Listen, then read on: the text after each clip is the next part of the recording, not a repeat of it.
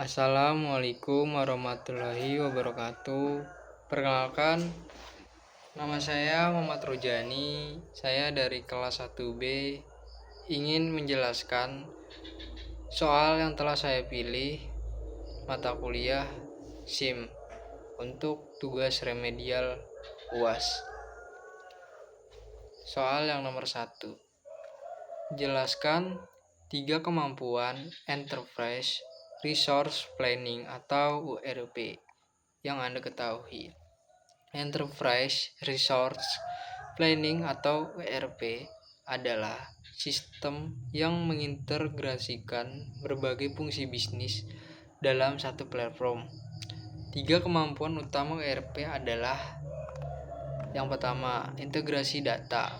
ERP menghubungkan berbagai departemen dalam organisasi, yaitu keuangan, SDM, produksi, dan pemasaran, sehingga data dapat diakses secara real-time dan terpusat.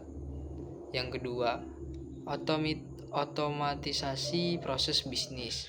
ERP membantu mengotomatiskan tugas rutin seperti pengelolaan inventaris, pemrosesan pesanan, dan manajemen sumber daya manusia, sehingga meningkatkan efisiensi dan mengurangi kesalahan manusia.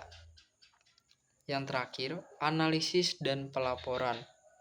ERP menyediakan fitur analis data dan pelaporan yang membantu manajemen dalam mengambil keputusan berbasis data yang lebih akurat dan cepat. Soal yang nomor 2. Salah satu fungsi dari sistem informasi sumber daya manusia adalah recruiting and hiring. Jelaskan maksud dari recruiting and hiring tersebut.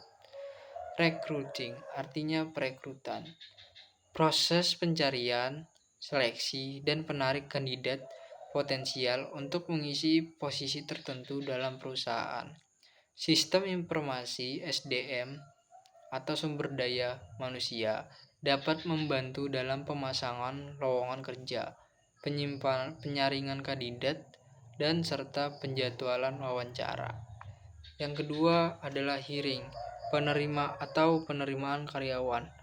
Tahapan setelah perekrutan di mana kandidat yang terpilih diberikan kontrak kerja dan didaftarkan dalam sistem perusahaan. Sistem informasi sumber daya manusia membantu dalam pengelolaan dokumen kontak, orientasi karyawan baru, dan integrasi data ke dalam sistem penggajian serta manajemen kinerja. Nomor 3. Keberhasilan sistem informasi merupakan hal yang penting karena teknologi dan sistem informasi dapat dijadikan sebagai senjata untuk bersaing di kompetisi global. Akan tetapi kurangnya dukungan manajemen dan masukan dari pengguna yang kurang spesifik dan berubah-ubah dapat menghambat perencanaan, pengembangan, implementasi, dan pengelolaan sistem informasi, sehingga hal tersebut dapat menghambat keberhasilan sistem informasi di suatu organisasi atau perusahaan. Jelaskan solusi yang dapat dilakukan untuk mengatasi hal tersebut.